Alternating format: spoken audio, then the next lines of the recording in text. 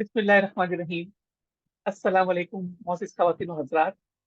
और मुझे यकीन है और मेरी दुआ है कि अल्लाह ताला आप तमाम को अपनी अमान में रखे, अपनी हिफाजत में रखे, अपनी हिदायत में रखे, सिरातल मुस्तकीम पर मजबूती से कायम रहने की आला तौफीक अता फरमाए। और मेरी दुआ है कि अल्लाह ताला हम सबको अपनी हिफ्ज़ व अमान में रखे। आमीन। सो आज जो हमारा सेशन है वो है control your over thinking through NLP. और आज का जो सेशन है वो अगेन मेरा एक पर्सनल एक्सपीरियंस है जो तकरीबन 6 वर्षों से मैं तकरीबन 500 से ज्यादा अफराद के साथ काम कर चुका हूँ। उनके मेंटल और इमोशनल चैलेंजेस जो कि एनएलपी के थ्रू उन्हें रिलीफ हासिल हुआ है, अल्हम्दुलिल्लाह। कई लोगों को हुआ है, कई लोगों को नहीं भी हुआ। तो उसके बेस पर मैंने ये सेशन आज का डिजाइन किया हुआ है। और यहाँ पर एक चीज और मैं क्लियर कर दूं कि मैं कोई डॉक्टर नहीं हूँ, ना ही मैं साइकोलॉजिस्ट या साइकेट्रिस्ट हूँ।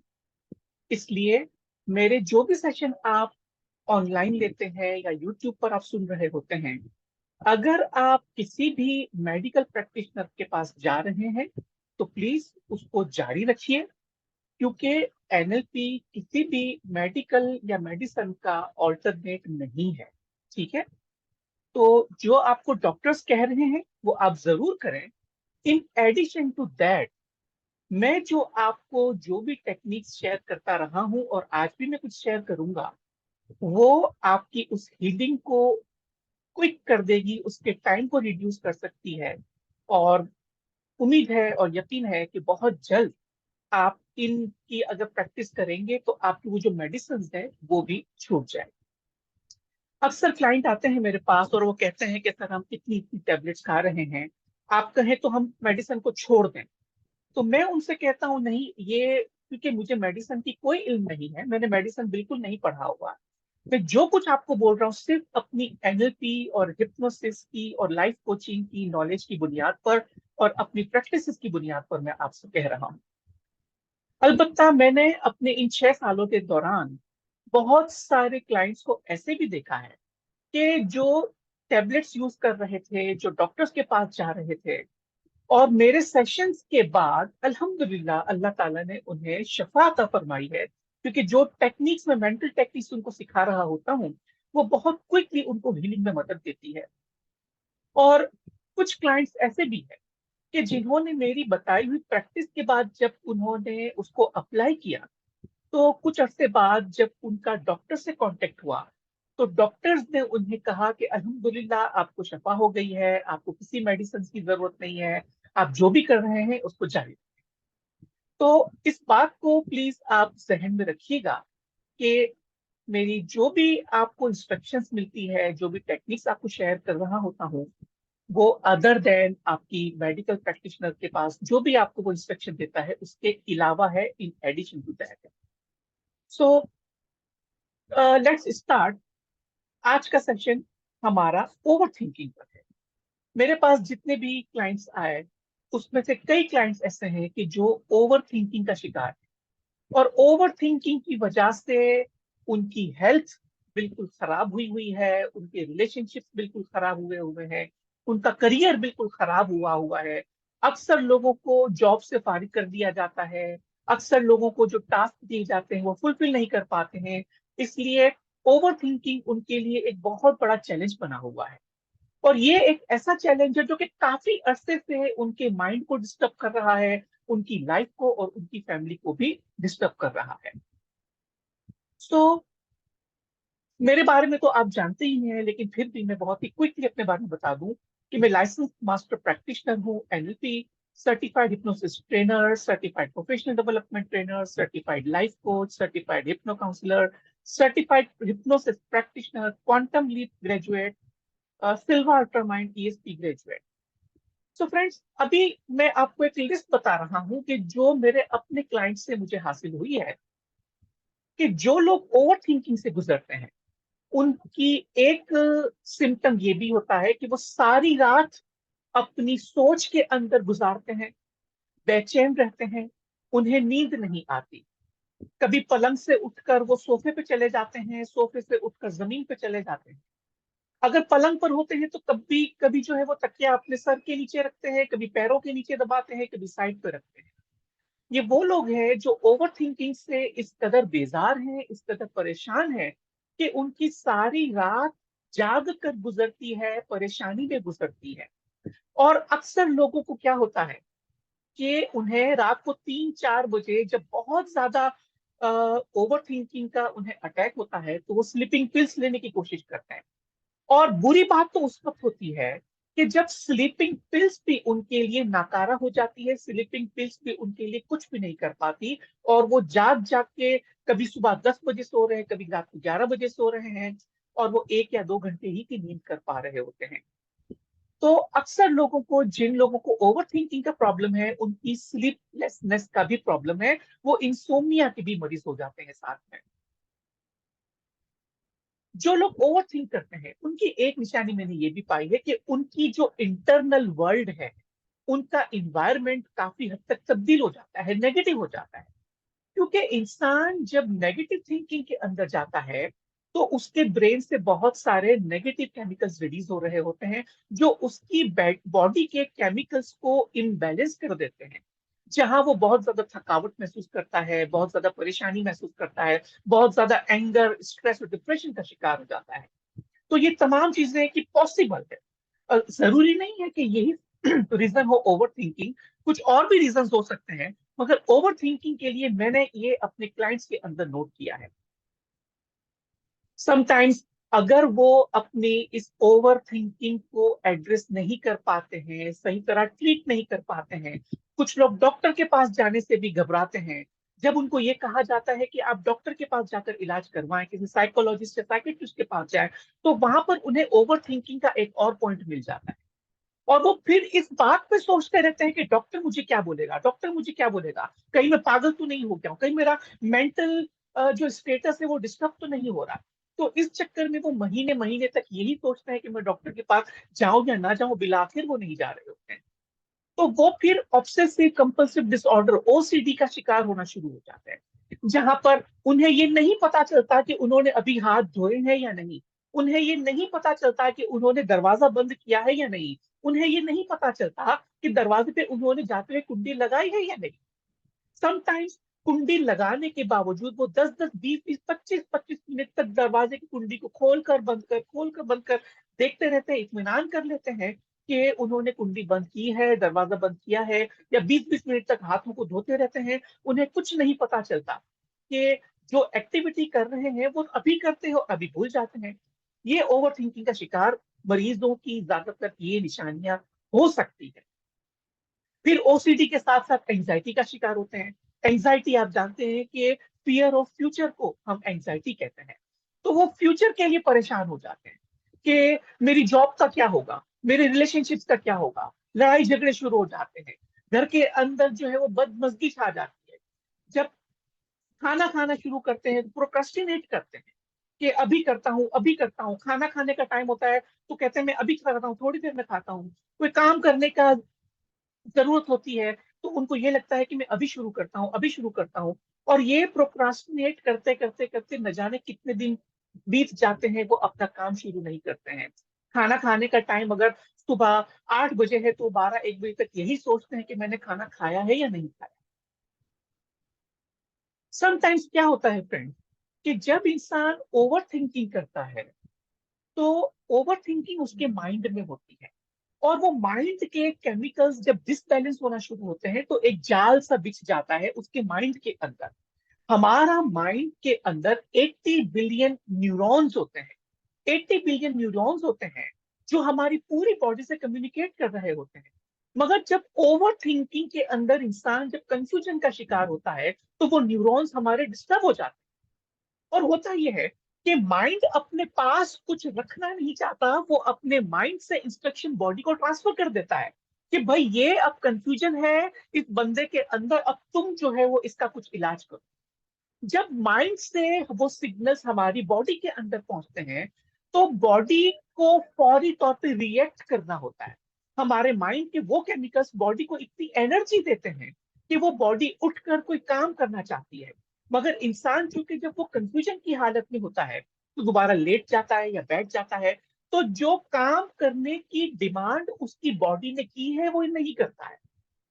तो इसलिए होता ये है कि अब अगर वो माइंड के उस सिग्नल को फॉलो ना करते हुए एक्ट नहीं करता है, तो फिर वो मल्टीपल डिजीजेस का शिकार हो जाता है। समटाइम्स ओवर ईटिंग करने लगता है। टेलीविजन सामने खड़ा खुला हुआ है, खाता जा रहा है, खाता जा रहा है, खाता जा रहा है, पता नहीं चल रहा कि भाई कितने एपिसोड चलेगा। और जब वो ओवर ईटिंग कर भी रहा होता है तो उसको देख रहा होता है टेलीविजन में, मगर ख्यालात उसके, ध्यान उसके, थॉट्स उसके उसी ओवर थिंकिंग के अंदर गुजरते रहते हैं। उसे ना तो खाने का कुछ होश होता है, ना टेलीविजन का कोई होश होता है, बस वो अपनी थिंकिंग के अंदर डूबा हुआ रहता है। और अगर कोई मिल जाए तो ओवर टॉकिंग करना शुरू करता है। एक ही बात को 10 अफराद को बोलना शुरू करता है, उसने मेरे साथ ये किया, उसने मुझे ऐसा बोला, मेरी वाइफ ऐसी है, मेरा शौहर ऐसा है, मेरा बॉस ऐसा है, मेरे बच्चे ऐसे हैं, या मेरे वालदेन ऐसा है। फिर वो लोगों को ब्लेम करना शुरू कर देता है, सिचुएशंस को ब्लेम करना शुरू कर देता है, ओवर टॉकिंग शुरू कर देता है। ना सिर्फ इतना कि जो शख्स ओवर थिंकिंग की वजह से परेशान है, उसके घर के अफराद भी परेशान है। अगर हस्बैंड को ओवर थिंकिंग का प्रॉब्लम है तो वो सारी रात अपनी वाइफ को भी डिस्टर्ब करता रहता है, क्योंकि जब वो वाइफ के साथ सो रहा होता है तो बार बार डिस्टर्ब होता है, बार बार करवटें बदलता है, बार बार जगह बदलता है, एक जगह से दूसरी तीसरी जगह आता है। तो इस तरह वाइफ भी बेचैन रहती है, वाइफ की भी परफॉर्मेंस फिर खराब होना शुरू हो जाती है ऑफिस में या घर के कामों के अंदर। वो भी Aahista Aahista mental emotional challenge का शिकार होना शुरू हो जाती है। और मैंने आपको पहले ही बताया कि जब इंसान ओवर थिंकिंग को नेगेटिवली इस्तेमाल करना शुरू करता है तो उसके इंटरनल और एक्सटर्नल दोनों वर्ल्ड जो थी, अंदरूनी दुनिया और बैरूनी दुनिया, आहिस्ता आहिस्ता खराब होने लगती है। उसकी हेल्थ, उसकी वेल्थ, उसके रिलेशनशिप, उसके करियर, ये आहिस्ता आहिस्ता डैमेज होना शुरू हो जाते हैं, खुदा ना खास्ता। सो एक बात कही जाती है कि ocean and mind are restless. Ocean कभी भी सुकून से नहीं बैठता दोस्तों, और हमारा माइंड भी कभी भी सुकून से नहीं बैठ सकता। अल्लाह ने हमारे माइंड को एक थॉट प्रोसेस दिया है, जो थॉट प्रोसेस हमेशा हमारा चलता रहता है। जिस तरह हमारे माइंड, हमारी बॉडी के अंदर हार्ट है, और हार्ट हमेशा पंप करता रहता है, ऑलवेज 24/7 365 डे।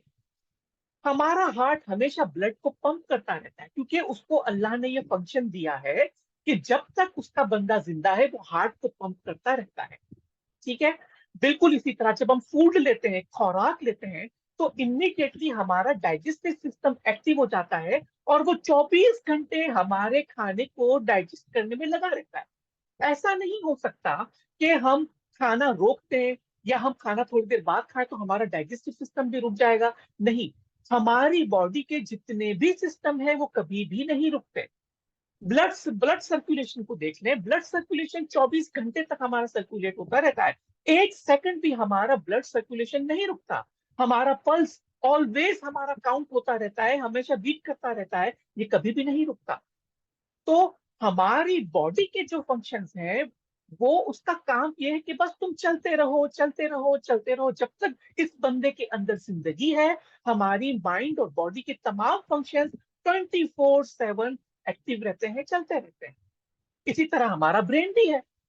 ब्रेन का जो काम है वो है थिंकिंग, वो है थॉट जनरेट करना, वो है आइडिया जनरेट करना। आप जानते हैं फ्रेंड्स कि हमारी ये सोच ही तो है जो हमें कायनात की तमाम तर, अल्लाह ने जितनी मखलूकात और तख्लीकात पैदा की है उनसे मुनफरिद करती है, क्योंकि इंसान एक वाहिद ऐसी मखलूक है अल्लाह की जो सोच सकता है। अगर आप जानवरों को देखें, अगर आप परिंदों को देखें, तो आप जानते हैं कि परिंदों जानवरों के अंदर सोचने समझने की सलाहियत अल्लाह ने उनको नहीं दी है। ठीक है। एक चिड़िया को देखें अगर, तो चिड़िया हजरत आदम अलैहिस्सलाम के जमाने में जिस तरह का घोंसला बनाती थी, हजरत यूसुफ अलैहिस्सलाम के जमाने में भी उसी तरह का घोंसला बनाती है, हजरत मोहम्मद सल्लल्लाहु अलैहि वसल्लम के जमाने में भी उसी तरह का घोंसला बना रही होती। आज 2024 के अंदर भी वो उसी तरह का घोंसला बना रही है जैसे वो 1000 साल पहले बनाती थी। क्यों? उसके पास थिंकिंग का प्रोसेस अल्लाह ने उसको नहीं दिया। इसी तरह 1000 साल के बाद भी चिड़िया और दूसरे जानवर उसी तरह का घोंसला बनाएंगे जैसे कि वो 1000 साल पहले बनाते थे। तो जानवर हो या इंसान, जानवर हो या परिंदे हो या कोई भी दूसरी मखलूक है, उनके पास सोचने की सलाहियत अल्लाह ने नहीं दी है। सिर्फ इंसान है जो सोचने की सलाहियत रखता है। इसीलिए फ्रेंड्स, हमारा जो थिंकिंग प्रोसेस है वो कैसे काम करता है, ये आपको अगर आप समझ लें तो आपका काम बहुत आसान हो जाएगा। अभी मैं थोड़ी देर में आपको एक एक फिगर समझाऊंगा कि जिससे आपको ये पता चलेगा कि आपकी सोच बनती कैसे है। मगर उससे पहले मैं चाहूंगा कि आप अपने चैट बॉक्स पर कुछ सवालों के जवाब दें। आप में से कितने अफराद ऐसे हैं जो रेगुलरली, जिनको लगता है कि वो ओवर थिंकिंग कर रहे हैं regularly? Type 2 in the chat box. How many of you overthink regularly? Type 2 in the chat. Okay, thank you for your honesty. Thank you very much for your honesty. Thank you so much. Thank you so much. So now, question number 2. How many of you are getting frustrated by overthinking? कितने लोग बेजार हैं? Type 3 in the chat box. अगर आप overthinking से परेशान हो रहे हैं तो type 3 in the chat box. Thank you very much for your kindness and thank you very much for your honesty. So now, question number 3. Is overthinking damaging your health, wealth, and relationship? क्या over thinking आपकी health, wealth और relationship को खराब कर रही है? Type 4 in the chat. If the answer is yes, type 4। Okay, सारे लोग जवाब नहीं दे पाए। Thank you very much. So now my final question, how many of you wants to overcome this issue and start beautiful and enlightened life? Type 6 in the chat box. कितने लोग अपनी जिंदगी को इस इशू से आजाद होकर बहुत ही खूबसूरत और रोशनियों से भरना चाहते हैं? Type 6 in the chat box. Thank you very much friend, thank you. So I hope कि you are on the right place इंशाल्लाह। पिछले सेशंस में भी मुझे बहुत अच्छे फीडबैक मिले, अल्हम्दुलिल्लाह बहुत से लोगों को फायदा हुआ। और आज भी मुझे यकीन है कि eight the end of the session इंतहाई कीमती चीजें, कीमती टूल आप लेकर जाएंगे कि जिससे आप अपनी थिंकिंग को बेहतर बनाने में अपने आप की हेल्प कर सकेंगे और दूसरों की भी। आज इस सेशन के अंदर आप सीखेंगे कि थॉट्स क्या है, किस तरह से थॉट्स फॉर्म होते हैं, किस तरह से आपकी जिंदगी पर इंपैक्ट करते हैं, ओवर थिंकिंग क्या है, रीजंस क्या है इसके, क्या पॉजिटिव एस्पेक्ट्स है ओवर थिंकिंग के, और किस तरह से आप ओवरकम कर सकते हैं। So how thoughts are created. तो फ्रेंड्स, ये इंतहाई अहम जो है वो साइकिल है थॉट का। मैं अक्सर अपने सेशंस में इसको शेयर करता रहता हूँ और आप भी प्लीज इसको गौर से सुनिएगा, क्योंकि ये एक ऐसा टेबल है कि जिसको बार बार आपको रेफर करने की जरूरत होगी। और चंद एक बार अगर आप रेफर करेंगे तो आप अपने थॉट्स को कॉन्शियस अवेयरनेस के अंदर डालकर बेहतर कर सकते हैं। मगर इससे पहले मैं आपके साथ आगे बढ़ूं, मुझे आप में से दो चार लोग फीडबैक दें कि अब तक जो बातें मैंने कही हैं क्या आप उन्हें एग्री करते हैं?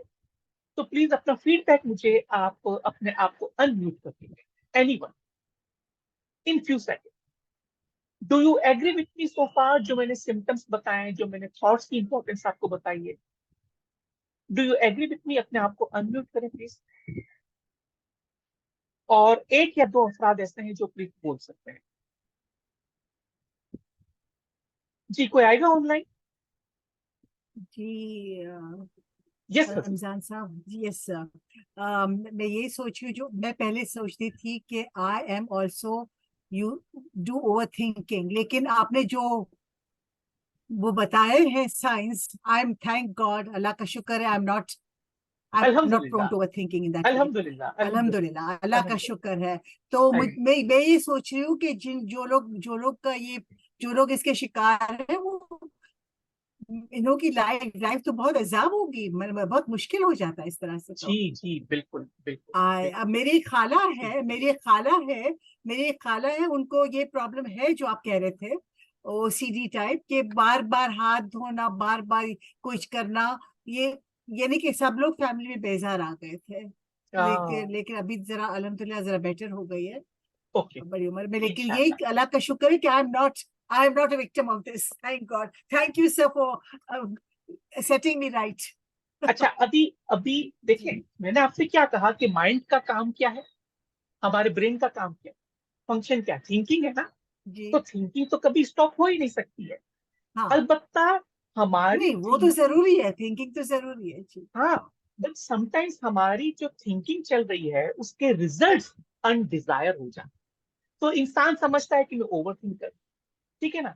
फिर वो किसी के पास चला जाता है, डॉक्टर्स के पास चला जाता है, मेडिसिन लेना शुरू कर देता है, जबकि लाजमी नहीं है कि तमाम मामला के अंदर वो अपने आप को पेशेंट कंसीडर करें। ठीक है। तो मैं अभी आपके साथ कुछ टूल्स भी शेयर करूंगा कि अगर आप अल्हम्दुलिल्लाह ओवर थिंकर नहीं भी है, तो आज के सेशन के बाद आपकी थिंकिंग कई गुना बेहतर हो सकती है, आपके डिजायर्ड रिजल्ट्स कई गुना बेहतर हो सकते हैं इंशाल्लाह। So please be connect. Okay, let's go ahead. इंशाल्लाह। थॉट प्रोसेस फ्रेंड, समझ लीजिए ये मैं और आप हैं, और अल्लाह ताला ने हर इंसान को 5 सेंसेस दिए हैं, ठीक है। देखना, सुनना, चखना, सूंघना और महसूस करना। इसमें क्या होता है फ्रेंड्स कि हम जो भी इवेंट से गुजरते हैं हमारी जिंदगी में कोई ना कोई इवेंट हर पल चलता रहता है। जैसे कि अभी मैं और आप जिस सेशन में है वो एक इवेंट है, आप घर पे कोई काम कर रहे थे वो इवेंट है, आज आप अपनी ऑफिस गए वो एक इवेंट है, सुबह आपने ब्रेकफास्ट किया, लंच किया या डिनर किया, वो भी एक, इतने सारे इवेंट्स है। तो हमारी जिंदगी हर पल इवेंट से भरपूर रहती है। ठीक है, हम इवेंट्स के बगैर अपनी जिंदगी को आगे लेके चल ही नहीं सकते। तो जो भी इवेंट हमारी दुनिया के अंदर, चाहे वो इंटरनल हो या एक्सटर्नल वर्ल्ड के अंदर हो, वो हम अपने 5 सेंसेस से उसको प्रोसेस करते हैं। कुछ इवेंट हम देख के करते हैं, कुछ इवेंट हम सुन के करते हैं, और कुछ चीजों को हम काइनेस्थेटिक यानी फीलिंग्स के करते हैं। और जो हमारा जायका है, जो हमारी खुशबू वाले जो प्रोसेस है, उसको भी हम काइनेस्थेटिक के अंदर ही लेते हैं। ठीक है। जैसे अभी आप मुझे देख रहे हैं, ये आपका विजुअल एक एक्सपीरियंस है, विजुअल इवेंट है। आप मेरी आवाज सुन रहे हैं, ये आपका ऑडिटरी इवेंट है। आप अपने घर में अपने घर के टेम्परेचर को फील कर रहे हैं, ये आपका एक काइनेस्थेटिक इवेंट हो गुजरा है। मगर क्या हम जब भी कोई भी इवेंट से गुजरते हैं, तो क्या वो बराह रास्त हमारे माइंड के अंदर चला जाता है? नहीं, ऐसा नहीं होता कि जो हम देख रहे हैं बराह रास्त हमारे माइंड में चले जाए, जो हम सुन रहे हैं बराह रास्त हमारे जहन में चले जाए। फ्रेंड्स, ऐसा नहीं होता। गौर से सुनिएगा, जो भी इवेंट हमारी एक्सटर्नल वर्ल्ड के अंदर होता है, वो हमारे माइंड में जाने से पहले इंसान के पास एक 3 तरह के कुदरती फिल्टर्स हैं। इंसान अपने हर एक्सपीरियंस को अपने माइंड में डालने के लिए इन फिल्टर का इस्तेमाल करता है, कि जिनमें पहले फिल्टर को कहते हैं डिलीट। डिलीट का मतलब ये होता है कि जैसे अभी हम ऑफिस से घर पर जाते हैं या घर से जब ऑफिस जाते हैं, तो हम रास्ते में सैकड़ों गाड़ियों को देखते हैं, सैकड़ों बिल्डिंगों को देखते हैं, और सैकड़ों इंसानों को देखते हैं। क्या जब हम ऑफिस पहुंचते हैं कि तो हमें सारे इंसानों के चेहरे याद होते हैं, जो लाखों इंसानों को हमने रास्ते में देखा? क्या सारी बिल्डिंगें हमें याद होती है, सब गाड़ियां हमें ये सारी याद होती है? नहीं, ऐसा नहीं होता। कुदरती तौर पर अल्लाह ने हमें ये फिल्टर दिया है कि हमारे माइंड के लिए जो चीज अननेसेसरी है, वो खुद फिल्टराइज होकर डिलीट हो जाती है। आपने सारी बिल्डिंगों को याद करने की जरूरत नहीं है, आपने सारी गाड़ियों के मॉडल्स को याद करने की जरूरत नहीं है, आपने सारे इंसानों के चेहरे को याद करने की जरूरत नहीं होती है। अलबत्ता आप अपनी ऑफिस के एड्रेस को याद रखते हैं, अपने ऑफिस के कोलिग्स को याद रखते हैं। तो इंसान डिलीशन के इस प्रोसेस को अपनी फेवर में भी इस्तेमाल करता है, और अपने अगेंस्ट में भी इस्तेमाल कर सकता है। मिसाल के तौर पर, अगर बॉस ने कुछ बोल दिया, अगर हस्बैंड ने वाइफ को कुछ कह दिया या वाइफ ने हस्बैंड को कुछ कह दिया, तो होता यह है कि इंसान के जो रिलेशनशिप अपने बॉस के साथ है, हो सकता है 5 साल से हो सकता है 10 साल से हो, मगर होता यह है कि आज जो बॉस ने एक जुमला बोला है, इस एक जुमले को इंसान ने अपने माइंड में रख लिया, और 5 साल की जो खूबसूरत रिलेशनशिप्स हैं उसको डिलीट कर दिया। तो ऐसा डिलीशन इंसान के लिए नेगेटिव इस्तेमाल होता है। तो इंसान डिलीशन के इस प्रोसेस को अपने फायदे के लिए भी इस्तेमाल कर सकता है और अपने नुकसान के लिए भी इस्तेमाल कर सकता है। सेकंड प्रोसेस होता है डिस्टॉर्शन। इंसान के बैरूनी दुनिया के अंदर, इस दुनिया के अंदर जो भी वाकयात रूनुमा होते हैं, इंसान उसको डिस्टॉर्ट करके अपने माइंड के अंदर भेज सकता है, यानी कोई ना कोई रद्दोबदल करता है। मिसाल के तौर पर कराची में आज जो है ना 40 डिग्री सेंटीग्रेड एक गर्मी है। तो ये 40 डिग्री सेंटीग्रेड एक फैक्ट है, एक इवेंट है, जो वैसे तो सबके लिए ट्रू है, गर्मी है तो है, मगर क्या है कि कुछ लोग इस 40 डिग्री सेंटीग्रेड को डिस्टॉर्ट करके अपने माइंड के अंदर इवेंट को लॉक करते हैं। मिसाल के तौर पर पेरेंट्स अपने बच्चों से कहते हैं कि बेटा गर्मी बहुत है, बाहर मत जाना, बीमार पड़ जाओगे। अब होगा क्या कि बच्चा अगर बार बार ये इंडक्शन सुनता रहेगा तो उसका माइंड एक पैटर्न को लॉक कर लेगा, और अगली दफा जब 40 डिग्री सेंटीग्रेड गर्मी आई नहीं कि बच्चा बीमार पड़ जाएगा, उसको लू लग जाएगी, उसको बुखार हो। तो डिस्टॉर्शन के इस प्रोसेस को इंसान अपने अगेंस्ट में इस्तेमाल करके बीमार पड़ जाता है। जबकि 40 डिग्री का इवेंट तो वही है, मगर आप उस शख्स से पूछें जो आइसक्रीम बेचता है, जो पानी बेचता है, उसकी तो आज ईद होगी, उसके सारा पानी आज बिक जाएगा, उसकी सारी आइसक्रीम आज बिक जाएगी। क्यों? क्योंकि वो कहता है कि आज 40 डिग्री सेंटीग्रेड गर्मी थी तो मेरा सारा पानी बिक गया, यानी सारे महीने की कमाई वो 1 से 2 दिन के अंदर कर लेता है। अब ये पॉजिटिव पैटर्न उसका माइंड लॉक कर लेगा उसके अनकॉन्शियस माइंड में। अब आइंदा 40 डिग्री सेंटीग्रेड आई नहीं कि उसके चेहरे पर रौनक आ जाएगी, उसके चेहरे पर खुशी आ जाएगी। तो डिस्टॉर्शन के इस प्रोसेस को इंसान अपने फेवर में भी इस्तेमाल कर रहा है और अपने अगेंस्ट में भी इस्तेमाल कर सकता है। तीसरा फिल्टर जो है वो जनरलाइजेशन का है। बहुत सारा इवेंट ऐसा है कि जो इंसान अपनी जिंदगी में जनरलाइज करके अपने माइंड में फिक्स कर लेता है। मिसाल के तौर पर, अगर आप एक स्विमिंग पूल के अंदर स्विमिंग करते हैं तो सारे स्विमिंग के अंदर, दुनिया के किसी भी स्विमिंग पूल के अंदर आप स्विमिंग कर सकते हैं। अगर आप पाकिस्तान में किसी एक सड़क पर गाड़ी चलाना सीखते हैं तो पूरे पाकिस्तान में कहीं भी गाड़ी चलाना सीख सकते हैं। तो ये प्रोसेस, ये फिल्टर जनरलाइजेशन का है जो कि इंसान अपनी फेवर में इस्तेमाल कर रहा है। मगर अगर किसी इंसान के साथ, लेट सपोज कि वो किसी एक जगह पर गया, पहली बार गया और उसकी जेब कट गई, ठीक है, तो क्या बोलेगा? सबको आकर वो क्या बोलेगा कि भाई फला जब जगह मत जाना, वहां पर सब जेब कट रहे। पे कितने लोगों ने जेब काटी आपकी? एक ही शख्स ने। कितनी मर्तबा काटी? एक ही शख्स। मगर उसने इस इवेंट को, इवेंट नंबर 1 को जनरलाइज करके अपने माइंड के अंदर फिक्स करके उस इवेंट को इवेंट नंबर 2 बना दिया।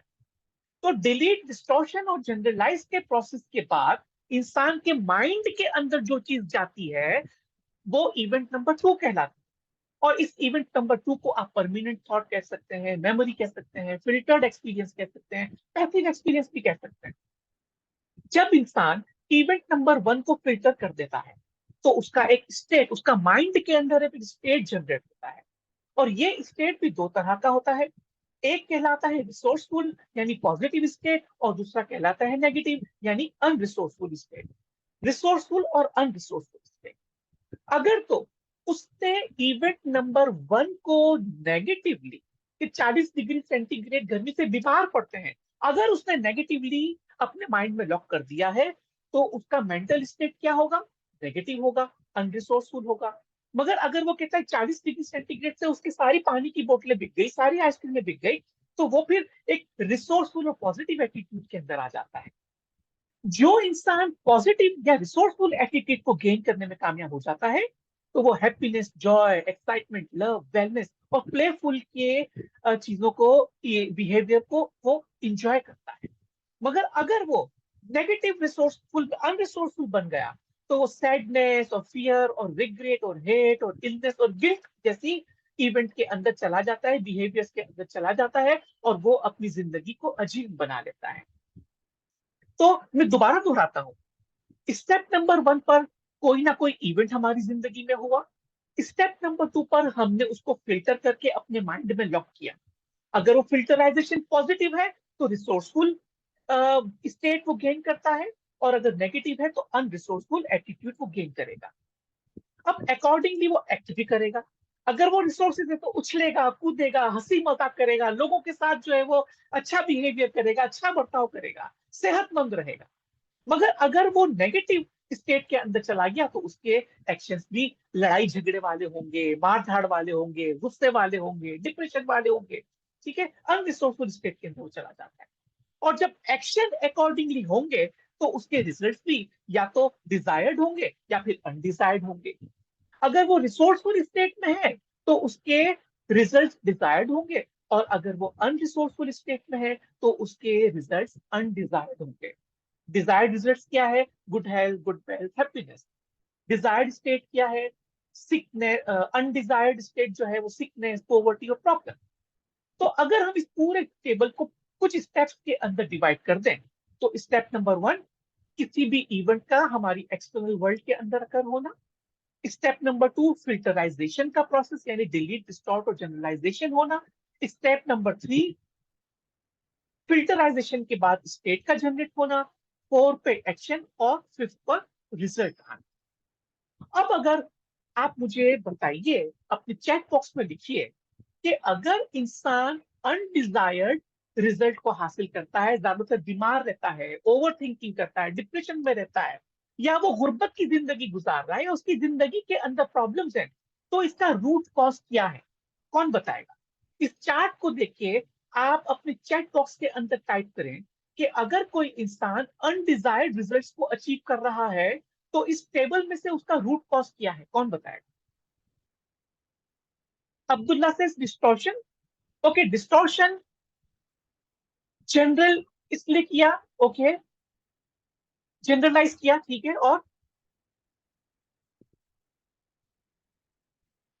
और कोई जवाब दे प्लीज।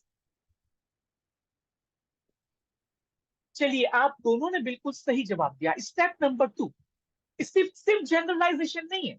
डिलीट, डिस्टॉर्ट, जनरलाइजेशन की कुदरती तौर पर एक साथ प्रोसेस होते हैं, अलग अलग ये प्रोसेस नहीं हो रहे होते हैं। हमारे माइंड में बहुत ही तेजी से फिल्टर हो रहा होता है। ठीक है, जैसे अब्दुल्ला, अगर आप अपना अपना माइक अनम्यूट करें तो मैं आपको मजीद समझाता हूँ। Yes sir. अब्दुल्ला, अभी मैं और आप कितने देर से जुड़े हुए हैं? तकरीबन 35 मिनट से। ठीक है, क्या यस आप सर। Yes sir. आपने जो 35 मिनट में मुझसे सुना, क्या आप वो शेयर कर सकते हैं? आपने क्या क्या सुना इन 35 मिनटों में मुझसे? यस सर, कंप्लीट तो नहीं बता सकूंगा, थोड़ा जो कुछ बता बता सकते हैं सकूंगा। बताएं। जी जी, बताइए। यस सर, पहले आपने ओवर थिंकिंग के बारे में बताया, उसका ओवरव्यू दिया कि ओके, जिस बंदे को ओवर थिंकिंग होती है, ओवर थिंकर्स की आपने सिम्टम्स बताए बिल्कुल कि उनको, और उनके मसलात बताए कि क्या क्या होता है, उनको नींद नहीं आती है, और बिल्कुल बहुत सारी सही। बातें आपने बताई। और दूसरी बात जो आपने बताई, उसके बाद हमें बताया कि थॉट जनरेशन आपने बताई, थॉट प्रोसेसिंग। जी बिल्कुल। उस उसके कुछ स्टेप्स था। फर्स्ट वन था सर, इवेंट वन वाला था, जी विजुअलाइजेशन थी, जी विजुअल्स था, दूसरा ऑडिटरी था, और काइनेस्थेटिक था। स्टेप जी टू था सर, ये लिखा पड़ा है स्क्रीन के सामने। जी जी, बिल्कुल सही। अब और देखिए बाकी फ्रेंड्स, अब्दुल्ला ने क्या किया, मेरे 35 मिनट के लेक्चर को 35 सेकंड में मुकम्मल कर दिया। तो अब्दुल्ला ने यहाँ पर क्या किया, उसने मेरे इस आज के 35 मिनट के लेक्चर से कुछ चीजों को डिलीट कर दिया, कुछ चीजों को अपने अल्फाज में बयान कर दिया, और कुछ चीजों को जनरलाइज कर दिया।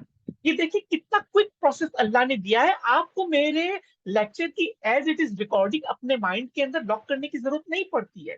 अल्लाह ने कुदरती तौर पर ये फिल्टर दिया है कि अननेसेसरी चीजों को हमारा माइंड डिलीट, डिस्टॉर्ट और जनरलाइज कर देता है। और उसके बाद कोई ना कोई स्टेट गेन करता है, और कोई ना कोई एक्ट करता है, और कोई ना कोई रिजल्ट दे रहा होता है।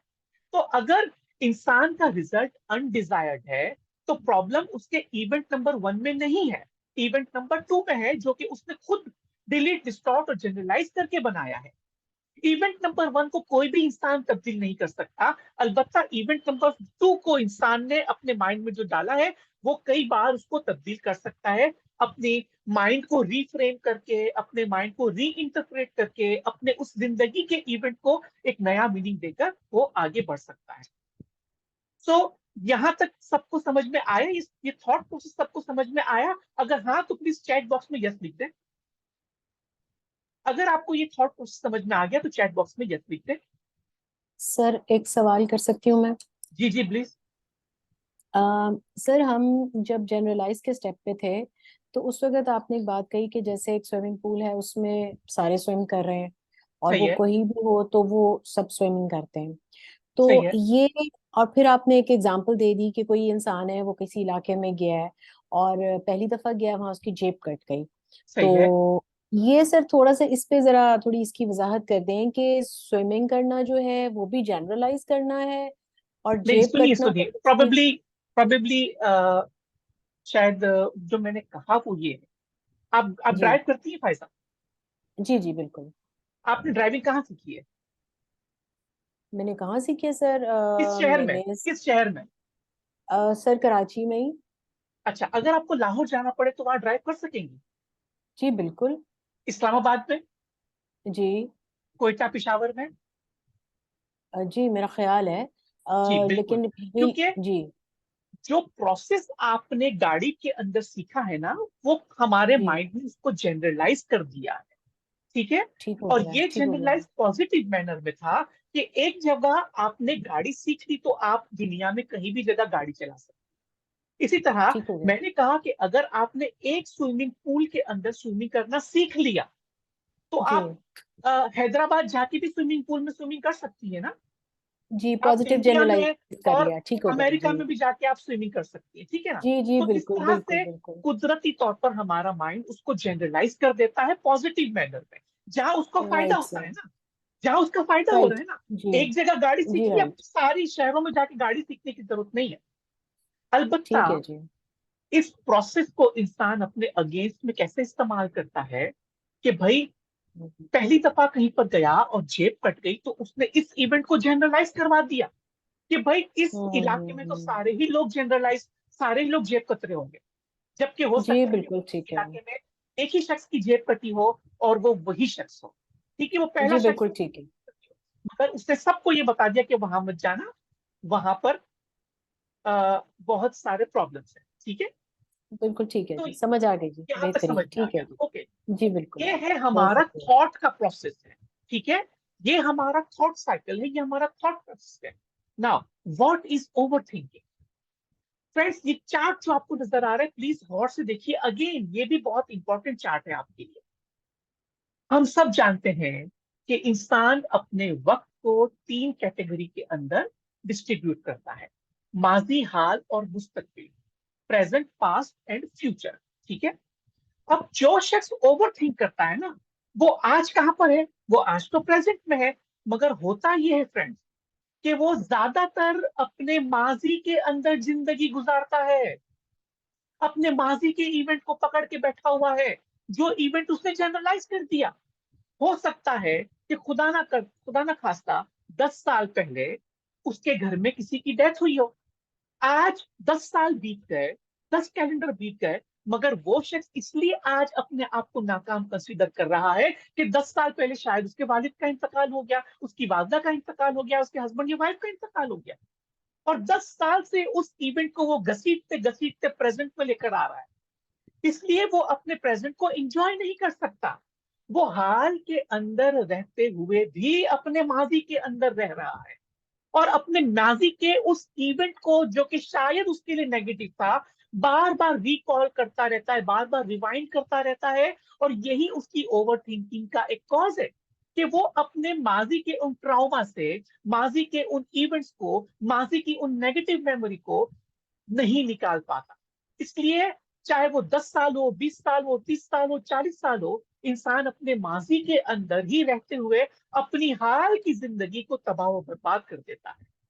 तो जो लोग ओवर थिंकिंग करते हैं उसका एक सिम्टम ये हो सकता है, कुछ और भी हो, मगर एक सिम्टम ये है कि मोस्टली वो अपने पास्ट के अंदर जी रहा होता है और पास्ट के अनरिजॉल्व इश्यूज को अपने माइंड में ही रिजॉल्व करने की कोशिश करता है, जो कि वो कभी भी नहीं कर पाता।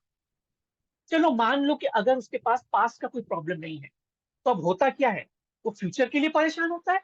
मेरी जॉब का क्या होगा, मेरी सैलरी का क्या होगा, मेरे बच्चों का क्या होगा, मेरी जॉब छूट गई तो क्या होगा, इन्फ्लेशन इतना हाई हो गया है, डॉलर के रेट इतने हाई हो गए हैं। तो वो इंसान फ्यूचर के हवाले से एंजाइटी का शिकार होकर फ्यूचर को अपने माइंड में कंस्ट्रक्ट कर करके बार बार सोचता रहता है, सोचता रहता है, सोचता रहता है। लिहाजा ना तो उसका माजी अच्छा होता है, ना ही उसका हाल, ना ही उसका मुस्तकबिल अच्छा होता है, क्योंकि वो इंसान प्रेजेंट के अंदर जिंदगी नहीं जी पाता, क्योंकि वो अपने माजी को घसीटता हुआ आ रहा है। और अगर माजी के पास कुछ घसीटने को नहीं भी है, तो वो अपने आप को पुश कर रहा होता है, फ्यूचर से अपने आप को दूर धकेल रहा होता है। अब अगर आप गौर से देखें जो प्रेजेंट है, गौर से देखें प्रेजेंट को अगर आप दो हिस्सों में डिवाइड कर रहे हैं, तो ये वर्ड बनता है प्रीसेंट, यानी कि पहले से भेजा हुआ, पहले से भेजा हुआ। यानी कि जब इंसान अपने माजी के अंदर जाता है, तो वो हाल को हाल का हिस्सा बना लेता है।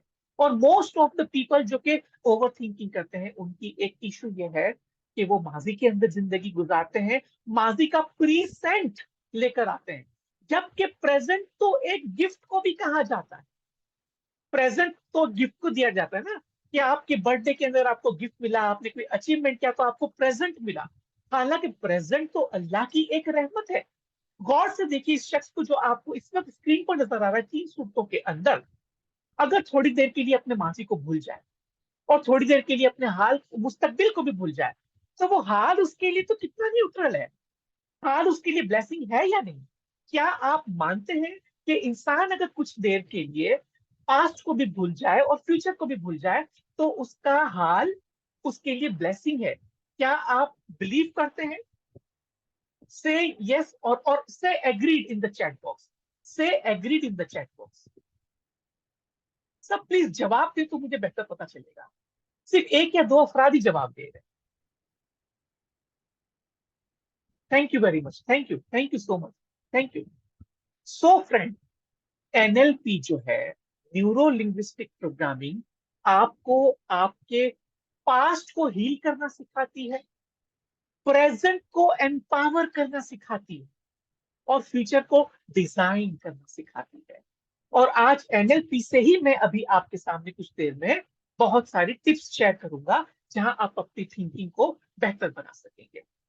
तो what is over thinking friends? बहुत इंपॉर्टेंट स्लाइड है, इसको गौर से देखिएगा और समझिएगा, और एंड में मैं आपको सवाल जवाब करने की भी परमिशन दूंगा।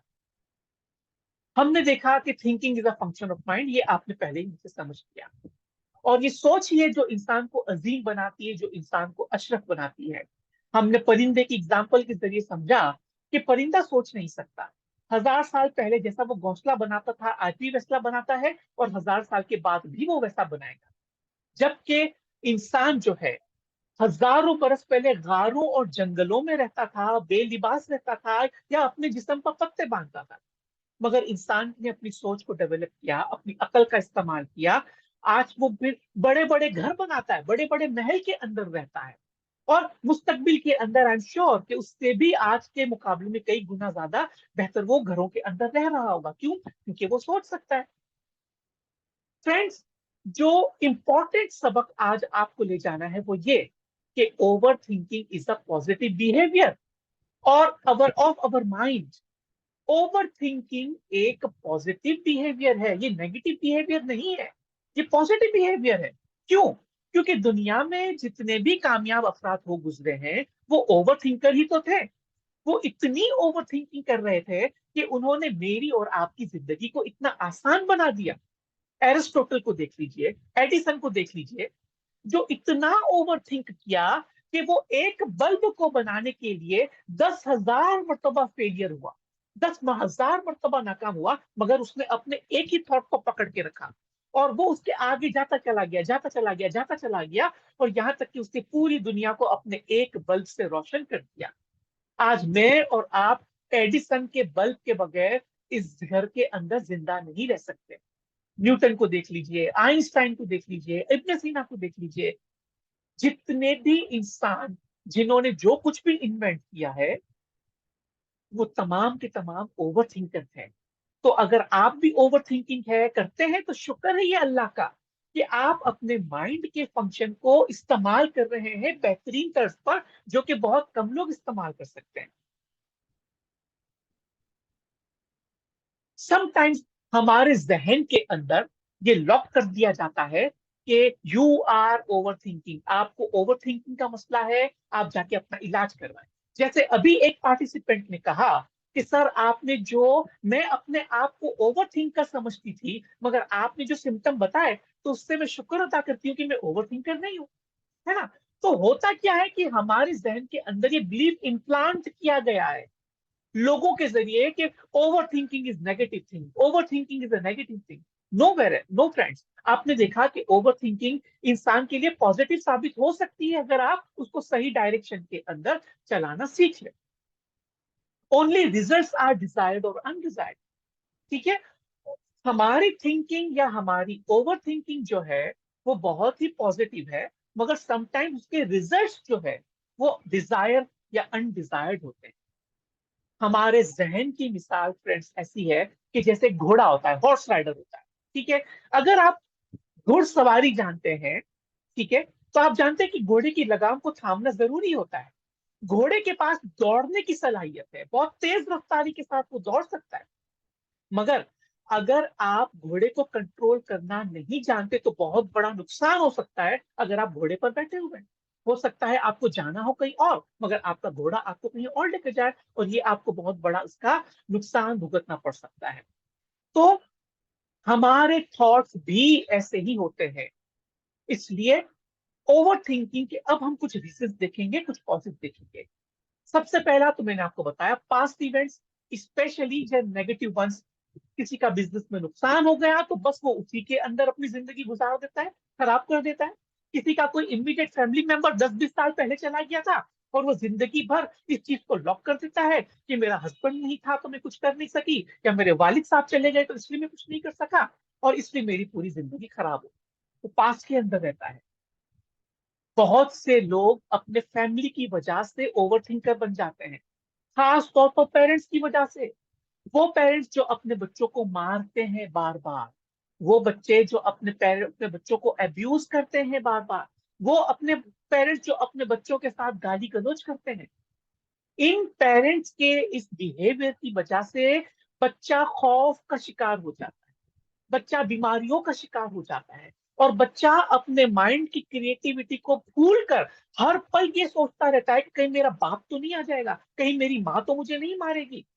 और ये उसका बिहेवियर डीप डाउन उसके अनकॉन्शियस माइंड में इतना लॉक हो जाता है कि अगर वो शादी भी कर लेता है बड़ा होकर तो भी उस बात का खौफ सदा रहता है कि क्या उसके रिलेशनशिप अच्छे होंगे या नहीं, क्योंकि अब वो खुद बाप बनने वाला है तो उसके बच्चों के साथ उसका बिहेवियर कैसा होगा। तो मोस्टली पास्ट के इवेंट्स हो सकते हैं, हमारे फैमिली मेंबर्स हो सकते हैं कि जिसकी वजह से हम ओवर थिंकिंग पर मजबूर हो जाएं। समटाइम्स फ्यूचर की एंजाइटी या डिप्रेसिंग थॉट्स या थॉट्स ऑफ फेलियर अगर हम अपनी जिंदगी में हुए हैं तो वो भी हमें आगे बढ़ने से रोकते हैं। वही वो इवेंट्स भी हमें बहुत ही स्टक स्टेट के अंदर रखते हैं और हम एक ही थॉट्स को बार बार प्रोसेस करते करते और गहरा और गहरा और गहरा हो जाता है। इसकी मिसाल ऐसी है कि अगर किसी को जिस्म पर कोई चोट लगी है, ठीक है, अगर वो उसका बर वक्त इलाज ना करे तो वो इन्फेक्शन और फैलता है और फैलता है और फैलता है, और इतना फैल जाता है कि समटाइम्स डॉक्टर भी माजरत कर लेते हैं कि भाई इतना इन्फेक्शन फैल चुका है, अब मैं कुछ भी नहीं कर सकता। तो हमारा माइंड के अंदर भी जो इंसान बार बार नेगेटिव थिंकिंग कर करके अपने माइंड को वो डैमेज करता है, तो उसको भी इस तरह के प्रॉब्लम्स को फेस करना पड़ता है, वो भी इस तरह के बिहेवियर को अडॉप्ट कर लेता है। और जो चौथा रीजन है हमारी रीथिंकिंग का, वो हमारे गोल्स है, या तो हमारे गोल्स है ही नहीं, और अगर गोल्स हैं तो वो इतने अट्रैक्टिव नहीं, वो इतने इम्प्रेसिव नहीं, वो वर्थलेस है। जो गोल इंसान के वर्थलेस होते हैं तो इंसान उसमें भी ओवर थिंकिंग का शिकार रहता है, या तो छोटे छोटे गोल बना के कहता है कि अब मैं क्या करूं। अक्सर लोग दोस्तों जो मेरी अपनी कोचिंग के दरमियान मेरे पास आए वो कहते हैं भाई हमें लाखों रुपया अर्न करना है और हमने लाखों रुपए का गोल बनाया, मगर जैसे ही लाखों रुपए अर्न किए अब हमारे पास कुछ भी नहीं है। बैठ के वो थूक रहे होते हैं या पी रहे होते हैं या वो डिफरेंट तरह की एडिक्शन के अंदर मुब्तला हो जाते हैं। क्यों? उन्होंने एक दफा जो गोल बनाया वो अचीव हो गया, मगर गोल अचीवमेंट के बाद अब पता नहीं है कि आगे क्या करना है, तो वो इस चीज को ले लेकर ओवर थिंकिंग करते करते करते कई बीमारियों का, वो मेंटल इमोशनल चैलेंजेस का शिकार हो जाता है, उसके गोल वर्थलेस हो जाते हैं। So now, what is the positive aspect? Number one, friends, the positive aspect is it indicates some unresolved issues from the past. हमारा माइंड हमें ओवर थिंकिंग करवा के ये पैगाम दे रहा है, कि ये मैसेज दे रहा है कि मेरे भाई या मेरी बहन, आपके पास के अंदर कुछ अनरिजॉल्व इश्यूज हैं, उसको आप सॉल्व करो। जब तक आप अपने पास्ट में पड़े हुए उन अनरिजॉल्व इश्यूज को सॉल्व नहीं करेंगे, तब तक वो ओवर थिंकिंग करता रहेगा। अब पास्ट के इस अनरिजॉल्व को कैसे रिजॉल्व कर सकता है? मिसाल के तौर पर, जैसे मैंने बताया कि लेट्स सपोज कि किसी खातून के हस्बैंड का इंतकाल हो गया है 10 साल पहले, ठीक है, और अब वो 10 साल तक इसी स्टक स्टेट के अंदर है।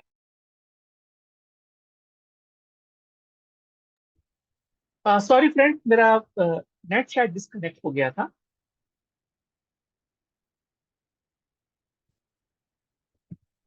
One minute please, can you hear me please? तो type yes please, thank you.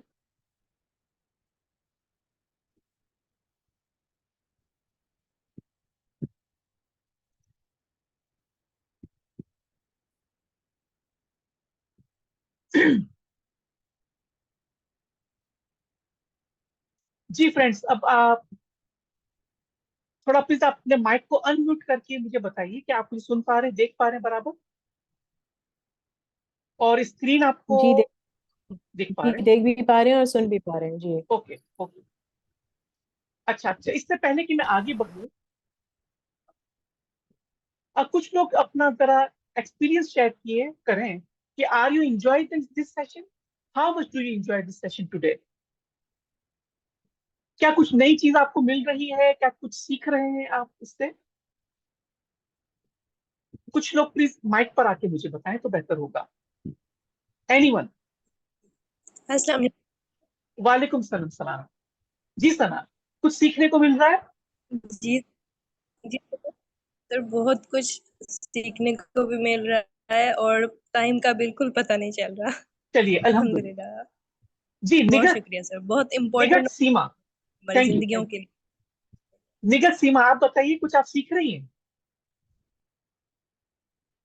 जी जी बिल्कुल।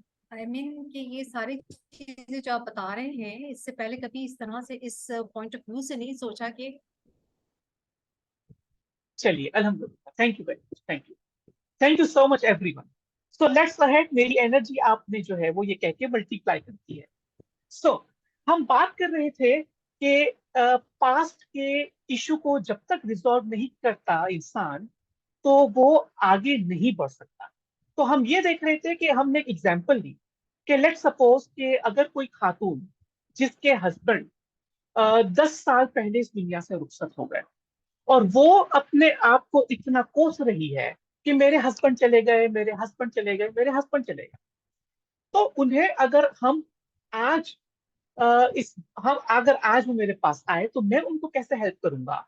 मैं उनको ये बताऊंगा कि लेट्स सपोज, चलिए कोई बात नहीं, वो तो अल्लाह की अमानत थी, वो चले गए हैं, मगर आप गालिबन पढ़ी लिखी हैं, पढ़ी लिखी नहीं भी हैं, तो काम करने में तो कोई भी शर्म नहीं है। आप कोई भी काम कर सकती हैं। अल्लाह के रसूल सल्लल्लाहु अलैहि वसल्लम खुद जूते सिया करते थे अपने जरिया मुआश के लिए कभी कभी, ठीक है? तो काम करने में तो कोई शर्म नहीं है। आपके पास फैमिली है, आपके पास बच्चे हैं। हम क्या करेंगे फ्रेंड्स, बीइंग अ कोच, मैं उसके जिंदगी के इस स्टक स्टेट को, इस स्टक इवेंट को रीफ्रेम करके उसको एक नई दुनिया के अंदर ले जाने में उसकी मदद करूंगा, कि जहां वो अपने आप को एम्पावर कर सके। ठीक है? तो सबसे पहले मैं उसके पास्ट को हील करूंगा, और उसके प्रेजेंट को एम्पावर करूंगा, और उसके फ्यूचर को उसको डिजाइन करूंगा।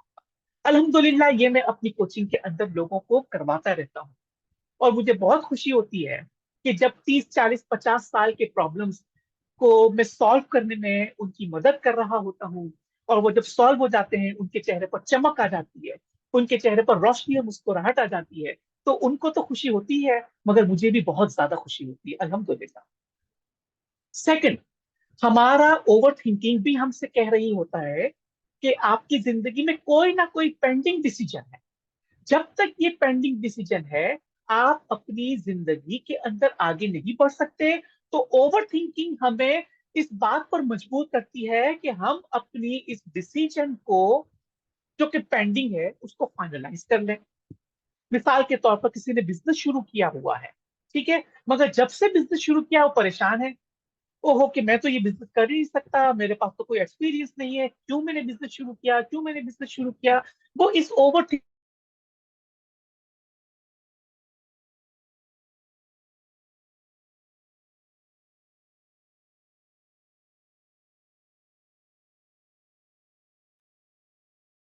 Can you hear me? जी सर, आ रही आवाज। Okay, sure. सो अगर किसी का बिजनेस जो है वो पेंडिंग है, ठीक है, या बिजनेस ने स्टार्ट करके उसने गलती की है, तो जब तक अपनी इस गलती को वो ओवरकम नहीं कर देता, या तो वो दूसरा बिजनेस शुरू नहीं कर देता, या इस बिजनेस को वाइंड अप नहीं करता, वो ओवर थिंकिंग का शिकार रहेगा। क्या करना, कैसे करना, ये इसके लिए एक बहुत लंबा प्रोसेस है जो कि हम कोचिंग और काउंसलिंग के दरमियान देते हैं। लेकिन इस वक्त आपके लिए जो पैगाम है वो ये है कि हमारी ओवर थिंकिंग हमें इस बात के लिए पॉजिटिव इसका बिहेवियर होता है, पॉजिटिव इंटेंशन होता है, वो ये कि या तो हम अपनी लाइफ के पड़े हुए कुछ अनरिजॉल्व इश्यूज को रिजॉल्व कर लें, या हम अपने पेंडिंग डिसीजन को फाइनलाइज कर लें। Now, solutions for over thinking, ये सबसे इंपॉर्टेंट स्लाइड है आज की हमारे पास, तो प्लीज तो गौर से सुनिए। सबसे पहले फ्रेंड्स, अगर आपकी अवेयरनेस के अंदर ये बात आ चुकी है कि आप ओवर थिंकिंग कर रहे हैं और नेगेटिव मैनर के अंदर कर, तो सबसे पहले आपको अपना पैटर्न ब्रेक करना। कैसे कैसे ब्रेक करना है? Take chaotic breathing. Take chaotic breathing. जिन लोगों ने शुरू में मुझे कहा था कि वो ओवर थिंकिंग करते हैं, चलिए मैं आपको एक प्रोसेस से गुजारता हूं। आप चंद सेकंड के लिए उसी थॉट को दोबारा रिकॉल करें और ओवर थिंकिंग करना शुरू करें। Okay, everybody please with me. Overthink just for few minutes again.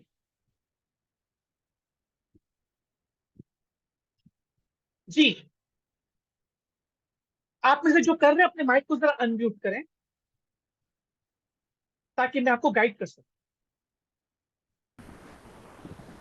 Okay Abdullah, क्या आप ओवर थिंकिंग कर रहे हैं कुछ देर के लिए? Yes sir, little bit. Starting हो रही है मगर उसी नहीं जैसी जैसी ओके, होती है, अभी नहीं हो रही है हाँ वैसे। हाँ, वैसे होने भी नहीं चाहिए। जी फायदा, are you thinking some event? Sir मुझसे बात कर रहे हैं आप? जी सॉरी। जी। So I want you to just जी जी। Rethink any of your negative thinking जो आपको ओवर थिंक पे मजबूर करता है, just for few seconds, right? And when I say stop, so please stop. Right okay sir. Okay, start your negative जी thinking ठीक है। just for 5 seconds. 1, 2, 3, 4, 5. Now stop. Now friend, अब आपने क्या करना है कि आपने कॉन्शियसली एक नेगेटिव थिंकिंग स्टार्ट की और कॉन्शियसली उसको रोका है। तो ना अपनी ब्रीदिंग को डिस्टर्ब कर दें, ठीक है? कियोटिक ब्रीदिंग, यानी मुझे देखिए, आप इस तरह करना शुरू कर दें। इसको कहते हैं कियोटिक थिंकिंग, ठीक है? ओके, आप लोग कर रहे हैं? अब्दुल्ला, अपनी ब्रीदिंग को आपने डिस्टर्ब कर लिया? सर सॉरी, मैं ये नहीं समझ पाया। अपनी सांसों को डिस्टर्ब कर लें। जैसे हमारी सांस एक रिदम में चलती है ना, तो पैटर्न ब्रेक करने के लिए जैसे। अपनी सांसों को डिस्टर्ब कर दें। जैसे ओके सर। 10 सेकंड के लिए। Okay sir. तो फायदा है यू विथ मी? जी सर, मैं ये बताना चाहती हूँ कि आपने जब मुझे सोचने को कहा तो जो थॉट मेरे माइंड में आई तो अनकॉन्शियसली मेरी सांस रुकी हुई थी, और जैसे ही ओके आपने मुझे स्टॉप कहा तो मैंने सांस ले ली। मुझे तो पता ही नहीं ओके चला कि ये हो गया। अब तो ओके। सांस की तरफ जब मेरा ध्यान गया तो इसका क्या मतलब हुआ? चलिए ये चलिए, नई फिर चीज वक्त, हो गई आज। ओके ओके, फिर वक्त मेरे साथ आप रहें, ठीक है? ओके। जी। So Abdullah, sorry, Abdullah and all जिन लोगों को नेगेटिव थिंकिंग का, ओवर थिंकिंग का इश्यू है, वो इस वक्त अपने नेगेटिव थिंकिंग को हील करने के प्रोसेस से गुजर रहे हैं।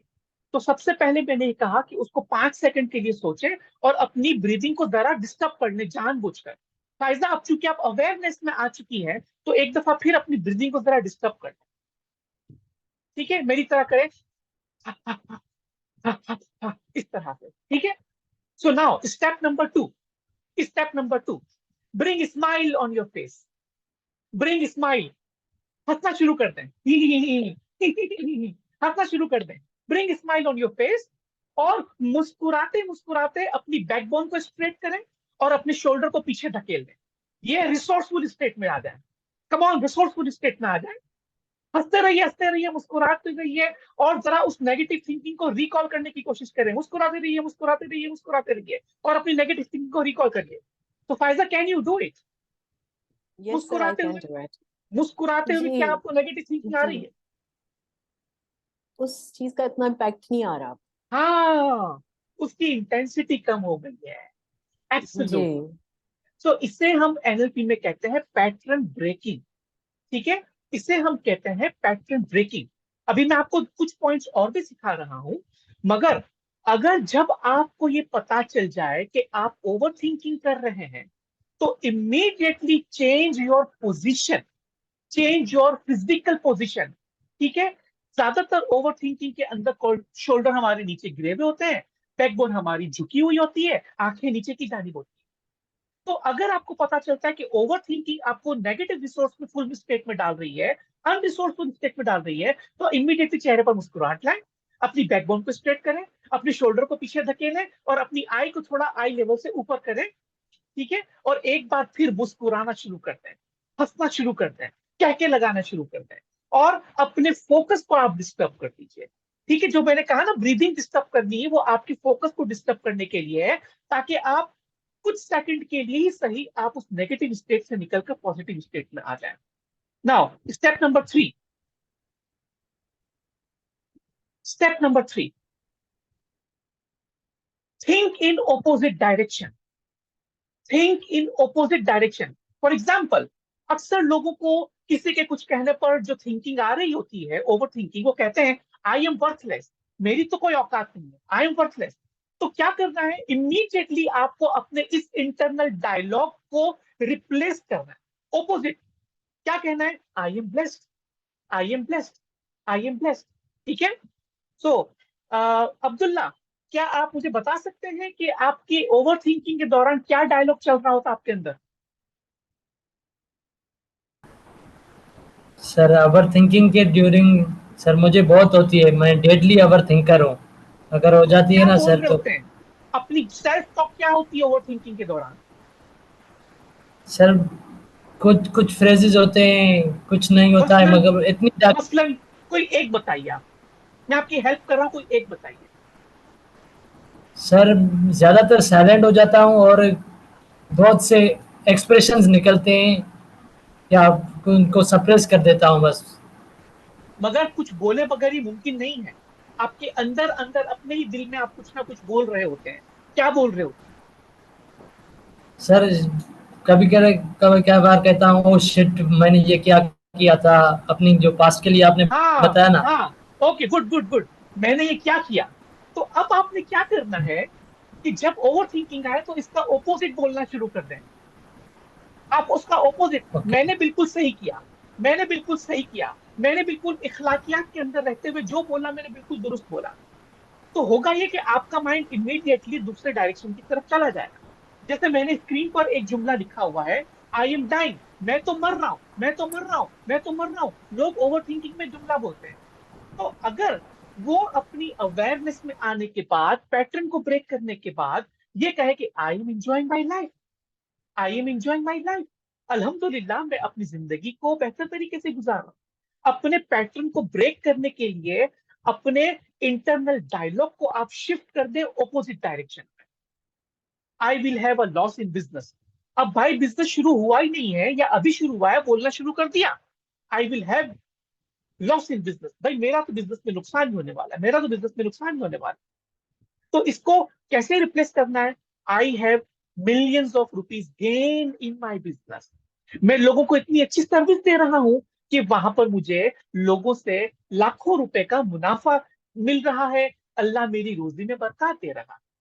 तो जब इंसान उस थॉट को इमीडिएटली रिप्लेस करके नए थॉट की जानिब लेकर जाएगा, तो उसके अंदर एक पॉजिटिव केमिकल्स रिलीज होंगे, एक पॉजिटिव तवानाई जो है वो उसकी रिलीज होगी। आई विल हैव एक्सीडेंट, ओ भाई मैं बाहर जाऊंगा तो एक्सीडेंट हो जाएगा, तो भाई अभी आप घर पे खड़े हो, कुछ हुआ नहीं है, बस ये सोचना शुरू कर दिया कि भाई अगर मैं प्लेन में बैठा, प्लेन गिर गया तो अगर सोचना ही है तो हम अपने सोच के डायरेक्शन को, पैटर्न को ब्रेक करने के लिए हम कहें अल्हम्दुलिल्लाह I reached my destination safely. ये भी तो इंसान बोल सकता है, I reached my destination safely. उसके बाद मेंटल मूवी बनानी है, मेंटल मूवी बनानी है। कैसे मेंटल मूवी बनानी है कि एज इफ आपका वो प्रॉब्लम सॉल्व हो गया है, आपका वो प्रॉब्लम सॉल्व हो गया है, तो फिर क्या होगा, वो मूवी देखना शुरू करें। मिसाल के तौर पर अभी जो 4-5 जुमले मैंने ऊपर बताए आपको कि भाई मेरा जो है वो प्लेन में गिर गया तो मैं तो मर जाऊंगा, तो मेरा क्या होगा, तो इसकी जगह क्या हमें मूवी बनानी है कि मैं प्लेन में बैठा हूं, अल्हम्दुलिल्लाह मेरी बॉडी बिल्कुल नॉर्मल स्टेट में है, और अल्लाह की रहमतों से मैं बिल्कुल अल्लाह की हिफाजत में हूँ, और प्लेन बिल्कुल स्मूथली चल रहा है, और पायलट जो है वो बिल्कुल क्वालिफाइड है, हाईली क्वालिफाइड है, और आप देखिए कि आप अपनी मंजिल पर आराम से लैंड कर गए, और मुस्कुराता हुआ देखिए, अपने आप को सजदे में देखिए, अपने आप को शुक्र में देखिए। तो क्या होगा कि अभी चंद सेकंड पहले जो चीज आपको नेगेटिवली रिएक्ट कर रही थी, वो इमीडिएटली आपको पॉजिटिव रिएक्ट करना शुरू कर देगी, क्योंकि हमारे अनकॉन्शियस का माइंड एक ये है, फंक्शन ये है कि वो रियलिटी और इमेजिनरी चीजों में डिस्टिंग्विश नहीं कर सकता, वो सेपरेट नहीं कर सकता कि क्या चीज इमेजिनरी है और क्या चीज रियल है। वो तमाम चीजों को एज इट इज फॉलो करता है कि जैसे वो दुरुस्त है। तो जब इंसान अपने माइंड को ये ऑर्डर दे रहा होता है कि I M over thinking, I am over thinking, I am a very negative person, मेरी तो जिंदगी बेकार है, मेरी तो जिंदगी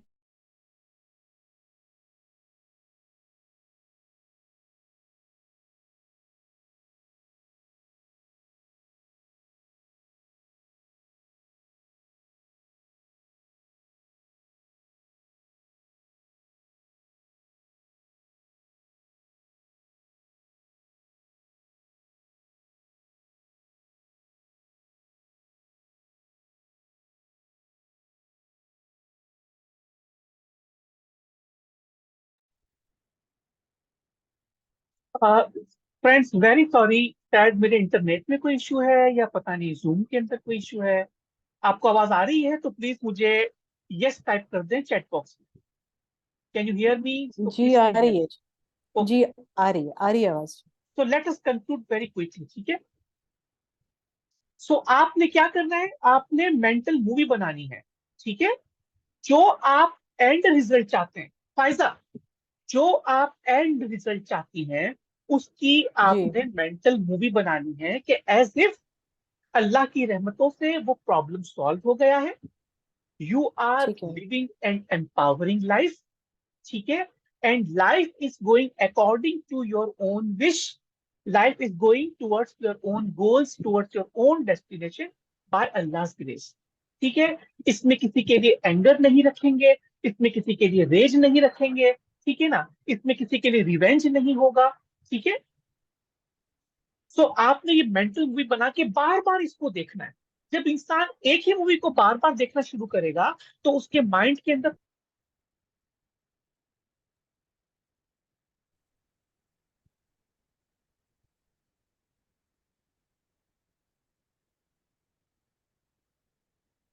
सो are you understand, everybody understand? अब तक सारे पॉइंट समझ में आ रहे हैं आपको?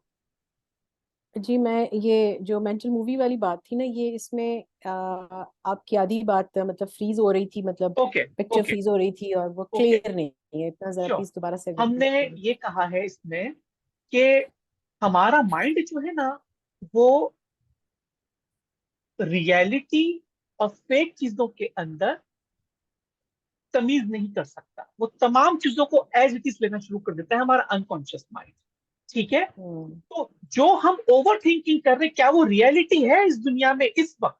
इस वक्त तो नहीं है ना। इस वक्त तो आप प्रेजेंट के अंदर बिल्कुल हट्टे कट्टे बैठे हुए हैं। जो कुछ चल रहा है वो कहाँ चल रहा है? माइंड में चल रहा है। माइंड में इस वक्त नेगेटिव मूवी चल रही है। तो हम अपने पैटर्न को ब्रेक करके अपनी ब्रीदिंग को थोड़ा सा डिस्टर्ब करके, अपने फिजिकल पोस्चर को डिस्टर्ब करके, रिसोर्सफुल करने के बाद हम अपने डायलॉग को चेंज करते हैं और हम अपनी मेंटल मूवी को बनाते हैं इन पॉजिटिव मैनर, कि जैसे अल्लाह की रहमतों के तुफैल ये तमाम चीजें हील हो चुकी है, तमाम चीजें पॉजिटिव हो चुकी है, या जो प्रॉब्लम था वो सॉल्व हो चुका है।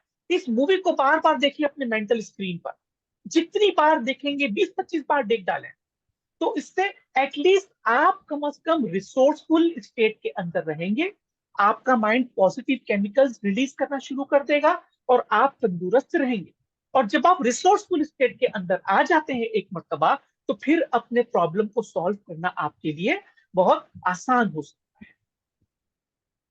सो बस आखिरी एक दो पॉइंट्स मैं आपके साथ शेयर करता हूं। सो नाउ स्टेप नेक्स्ट जो है वो ये है कि आप अपने प्लीज म्यूट कर दीजिए माइक को तो बेहतर होगा।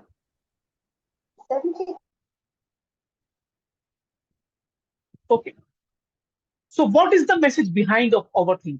जो हमने देखा कि ओवरथिंकिंग हमेशा हमें कोई ना कोई पॉजिटिव इंटेंशंस दे रहा होता है, कोई ना कोई मैसेज दे रहा होता है, कोई कह रहा होता है कि क्या मेरा कोई पास्ट का कोई अनरिजॉल्व इशू है तो मैं उसको तलाश कर लूं, या मेरा कोई डिसीजन पेंडिंग है तो मैं उसको पेंडिंग डिसीजन को बेहतर कर लूं।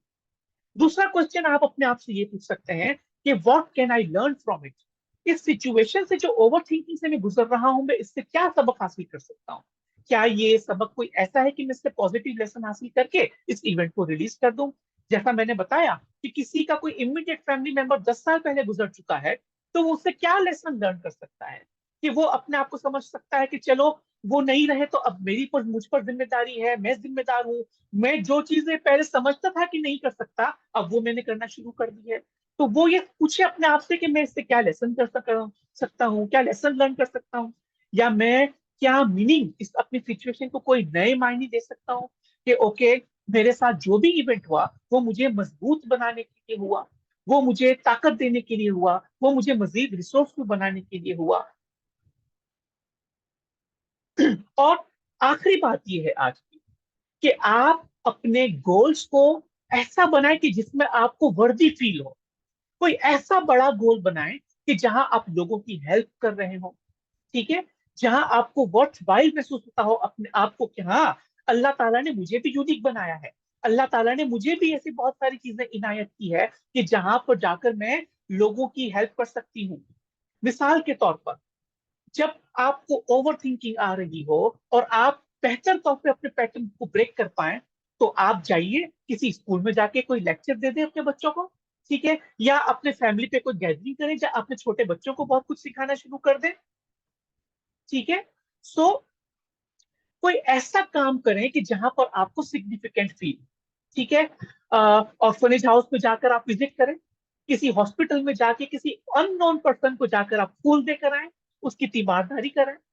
तो कोई ऐसा काम करें कि जिसमें आप अपने आप को वर्दी महसूस करें, जिसमें आपके लिए एक सिग्निफिकेंस पोशीदा हो।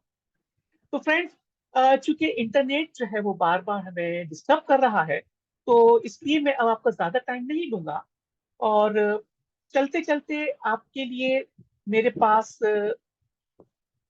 दो अनाउंसमेंट्स हैं, वो अनाउंसमेंट एटलीस्ट आप सुन सकते हैं, और उसके बाद मैं आपको क्वेश्चंस की भी जो है वो दावत दूंगा, ठीक है। सो अनाउंसमेंट क्या है?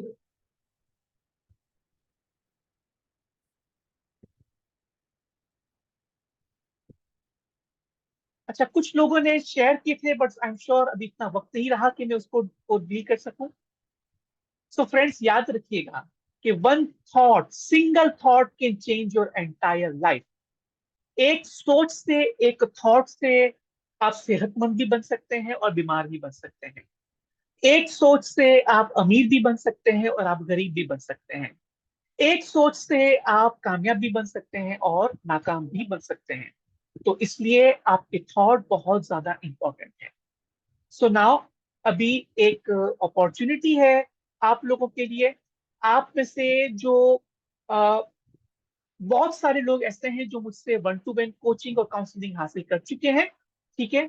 अगर आप मजीद सेशन हासिल करना चाहते हैं तो मेरे पास एक बहुत बड़ी आपके लिए ऑफर है, मगर ये ऑफर मैं उन्हीं लोगों को बताऊंगा जो बहुत ही कमिटेड हैं, जो वाकई मुझसे कुछ सेशंस लेना चाहते हैं, तो वो मुझे कॉल करें।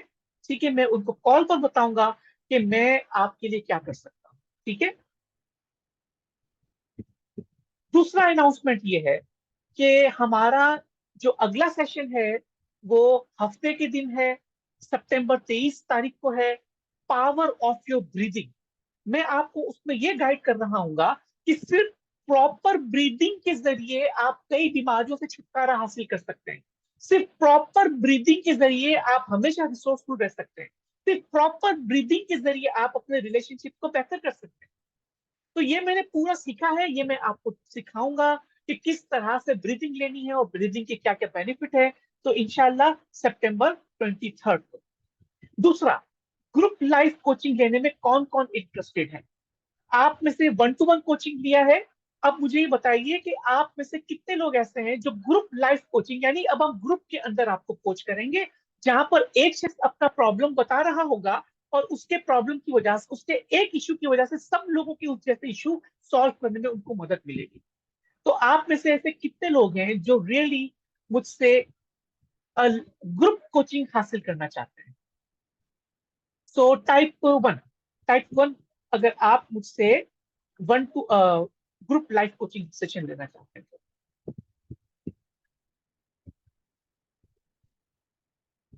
Okay, okay, Abdullah, Faiza,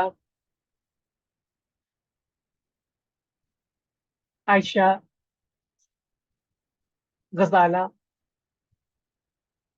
okay friends, मेरे पास अपॉर्चुनिटी ये है कि अगर आप में से 10 से 15 लोग इकट्ठे हो सकते हैं तो मैं इन पर्सन आपको ग्रुप कोचिंग देना चाहता हूं। ठीक है, किसी पार्क में। अगर मैं आप में से बता दूं कि हम संडे वाले दिन सुबह अर्ली मॉर्निंग तकरीबन 6:30 बजे, 6:30 से तकरीबन 8 बजे तक हम ग्रुप कोचिंग कर सकते हैं किसी पार्क में बैठकर। ठीक है, एक ग्रुप की सूरत में। तो आप में से कितने लोग एग्री हैं? आप में से कितने लोग पार्क में आ सकते हैं ग्रुप कोचिंग के? यस आई एम लिख दें अगर प्लीज आप चैट बॉक्स में। जो लोग सुबह 6:30 बजे किसी पार्क में आ सकते हैं तो वो लिखें यस आई एम। अब्दुल्ला आ सकते हैं? ओके, खाली अब्दुल्ला आ सकते हैं और कोई नहीं आ सकता सुबह सुबह?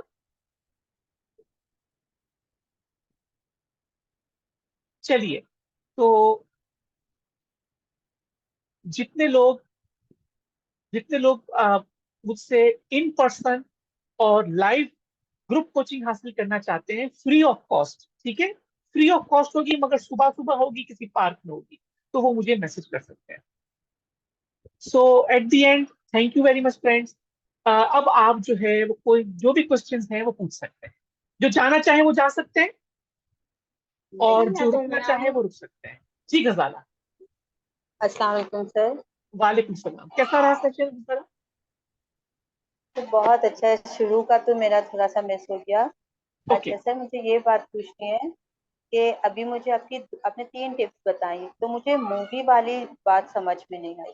मुझे दोनों बाकी चीजें समझ में आई, अच्छा, चलिए, जब लेकिन आपका जो मेरा 1-to-1 सेशन होगा तो उसमें हम उसको डिस्कस कर देंगे। ठीक है, और ये रिकॉर्डिंग में अपलोड कर दूंगा, रिकॉर्डिंग से आपको पता चलेगा। ठीक है, ठीक है, thank you sir. Thank you. Anyone else?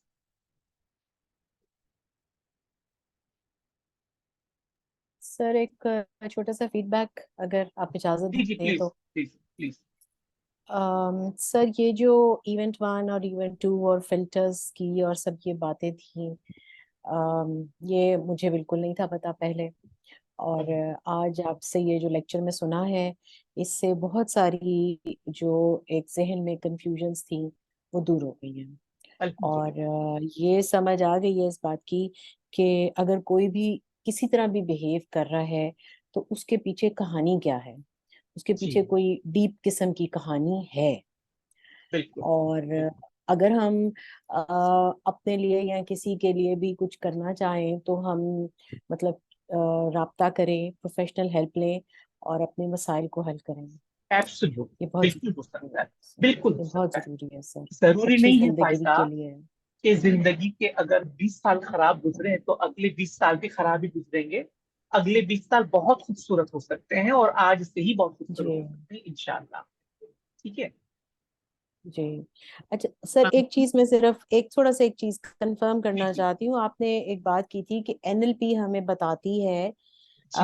Future design, present empower और पास्ट को सर क्या पास्ट को हील करता है, प्रेजेंट हील को करता एम्पावर है। करता है, ठीक है, और फ्यूचर को डिजाइन करवाने में हेल्प कर सकता है। ठीक है। ये भी बहुत बड़ी सारे टूल्स खूबसूरत होते हैं। खूबसूरत खूबसूरत बात है सर, ये बात बहुत जी, खूबसूरत है। बस इसको नोट ठीक कर लें, हील योर पास्ट, है एम्पावर जी। Your present and design your future. जी सर, मैंने कर लिया है सर, बहुत थैंक यू। अच्छी बात है, बहुत शुक्रिया जी जी, जी जज़ाकल्लाह सैमसन, खैर। जी सैमसन साहब अपना नाम बता दें जरा। Assalamualaikum. My name is Ali. वालेकुम अस्सलाम। अली। कैसे सर, ठीक है? हाँ जी, अली रजा जी फ्रॉम जी अली दुबई। रजा, हाँ अच्छा आप हैं अली रजा। जी जी बोलिए अली, क्या सीखा जी जी, और कैसे कैसा हैं? ठीक है। रहा आज? असल में पता कि हाँ, फर्स्ट ऑफ मैं यही कहना चाहता हूँ कि आपका सेशन बहुत अच्छा रहा, क्योंकि आप माशाल्लाह कामरान सर के जो है ना स्टूडेंट हैं अल्हम्दुलिल्लाह। तो अल्हम्दुलिल्लाह। जो है ना, ये चीज नहीं सीखी आपसे कि ये जो है ओवर थिंकिंग इज गुड, ठीक है ना। और एब्सोल्युटली। दूसरा ये मैं एक चीज मैं वैसे भी आपसे ये पूछना भी चाहता था कि जैसे मैं साल के तौर पर मेरे साथ इंसिडेंट ये हुआ कि मैं प्लेन में सफर कर रहा था, और जो है ना अचानक से प्लेन में जो है ना मतलब आपको पता है मौसम की खराबी से वो थोड़ी जी जो है ना जी जी। मतलब वो क्रैश कर, वो करने लगा था, टर्बुलेंस। क्या लेकर। हाँ। अच्छा, उससे पहले थोड़ा 2 दिन 4 दिन पहले, या 1 हफ्ता पहले जो है ना इंसिडेंट भी हुआ था एयर ब्लू का, ठीक है ना। तो अच्छा। सडनली सबके जहन में वो चीज चलने लगी। तो सब जो है ना रोने लगे उस जहाज में, तो मतलब चिल्लाने लगे, मतलब वेदर तो थोड़ा खराब था लेकिन माइंड में वो चीज चली, तो सबका जो है ना बस रोना चिल्लाना, बस वही चीज। अच्छा, उसके बाद क्या होगा कि मैं जब लैंड हो गया उसके बाद भी मेरा दिल नहीं था कर रहा उस जहाज में, प्लेन में क्या सफर करने के लिए, तो जैसे आना तो था, ओके लेकिन होता क्या था, ओके। थोड़ा सा भी जहाज करता था ना उस वक्त, तो मेरे हाथ में पसीना आना शुरू हो जाता है, क्योंकि जाहिर मैं बात है समझ प्लेन में गया आप जो आपको भी कह रहे हैं। पता है, नहीं भी अली, पता। अली हाँ, बस तो बस ठीक है, उस मैं आप, सिचुएशन में आपको हैंडल करने के लिए, ये हैंडल करने के लिए आपको सिचुएशन पता जो आपको है क्या करना पड़ेगा, ये चीज एनएलपी तो के गुजारी बात है अंदर, सबसे बैड। एनएलपी के जी अंदर एक जी टेक्निक है फोबिया क्योर। ठीक है। जहां जी पर 2 घंटे के अंदर इस प्रॉब्लम को रिजॉल्व किया जा सकता है फॉर एवर। जी जी, ठीक है, मैंने किया है, कई लोगों का ठीक किया है। है, कई एक नहीं कई लोगों का जी किया है। जी ठीक है ना, किसी को ड्राइविंग में जी जी। प्रॉब्लम है, किसी को ट्रेवल इसलिए से सिकनेस है, आपको तो बोले किसी को प्लेन में कि बैठे से इसमें उस सिकनेस वक्त है। करंट सिचुएशन में आप फिर भी आप सोच कुछ नहीं सकते उस वक्त, इमेजिन कुछ नहीं कर सकते, क्योंकि आपको करंट सिचुएशन होती है। आप सोचना भी चाहे, क्योंकि सारी बात जहाज से देखें ऊपर भी जा अली, रहा है, नीचे भी आ रहा है, आप तो आप आपको पता। आप जो है वो प्रेजेंट सिचुएशन में नहीं सोच सकते हैं, बट अलबत्ता मेंटल मूवी उससे पहले। बनाकर जहाज में चढ़ने से पहले आप ये अमल कर सकते हैं। जी जी। अच्छा। ठीक है। जहाज में चढ़ने से पहले जी आप जी अपने माइंड में कितना रिसोर्सफुल इमेज बना सकते हैं कि जो आपने सोचा है वो जब आप जी प्लेन में बैठेंगे तो एग्जैक्टली वैसा ही पॉजिटिव और रिसोर्सफुल आपको स्टेट मिलेगा। पॉसिबल है, बहुत इजीली जी, पॉसिबल है। आप मेरे लेक्चर्स अटेंड करते रहिए करें, और मेरी यूट्यूब पर बहुत सारे और भी इंशाल्लाह। वीडियोस हैं, उसको भी आप देखें, तो इंशाल्लाह आपको बहुत कुछ और भी समझ में मिलेगा इंशाल्लाह। इंशाल्लाह जरूर। So anyone else? Thank you. Thank you. जी कोई और?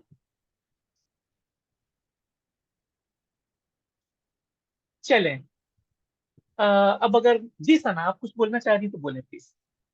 जी सर, सबसे पहले तो सर जज़ाकल्ला सर, सेशन बहुत अच्छा था और अल्हम्दुलिल्लाह। बहुत कुछ सीखा है, अल्हम्दुलिल्लाह अल्हम्दुलिल्लाह। और ये चीज़ मेरी भी अगेन रिवाइज हो गई कि heal your past, empower your present and design your future, absolutely. अल्हम्दुलिल्लाह। और सर मैं कहना चाहूंगी एज ए आप सर रमजान अली की स्टूडेंट होते हुए कि अल्हम्दुलिल्लाह ये हो रहा है सच में, जब आप सीख जाएंगे तो ये सच में होता है, और अल्हम्दुलिल्लाह मेरी लाइफ में हो भी रहा है अल्हम्दुलिल्लाह। बहुत इंशाल्लाह। शुक्रिया थैंक सर। यू, और ये thank you very much.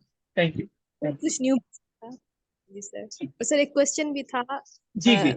Am sorry, मेरा भी यहाँ इंटरनेट डिस्कनेक्ट हो गया था, तो सर ग्रुप कोचिंग सेशन के बारे में आप जो कह रहे थे मैं सुन नहीं पाई, डिस्कनेक्ट हो गया था इंटरनेट की वजह से। वो मेरी ख्वाहिश है कि मैं किसी पार्क में ग्रुप लाइफ कोचिंग सेशन करूँ ग्रुप में, ठीक है।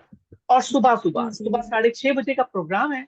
अगर लोग इकट्ठे हो जी गए, क्योंकि मैं कराची में रहता हूँ, तो मैं कहा कि जी चलो थोड़ा सा अपना पैटर्न ब्रेक करने के लिए, कि बहुत जूम पर बहुत सेशंस ले लिए मैंने, तो लेट्स स्टार्ट फ्रॉम जी द आउटसाइड। तो मैं चाह रहा हूँ कि किसी पार्क में बैठकर हम सुबह सुबह, ये बहुत खूबसूरत मौसम होता है, तो वहां जो लोग जी कराची में रहते हैं, अगर वो एग्री करते हैं, तो मैं उनको वहां पर ग्रुप कोचिंग सेशन पे देना चाहता हूँ। तो ये बात हुई थी।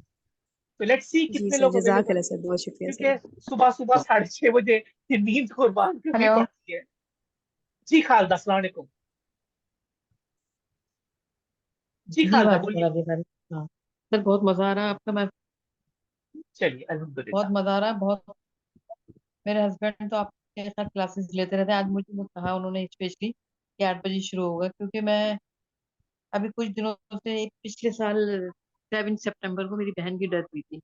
ओह, जब से बस वो कह रहे हैं अल्हम्दुलिल्लाह। ना, बहुत ज्यादा बस अंदर हर एक की बात बहुत, बहुत बुरी लगती है। मुझे ये फोन नहीं हाँ, करना, वो नहीं, दिल में बहुत ज्यादा, दिल में मतलब जैसे चुभन सी। इसके टेस्ट वगैरह भी सब हो गए, तो अरे ये आपका सुन के ना बिल्कुल, बस ये मतलब ये समझ में आ रहा है कि ये सब क्या है।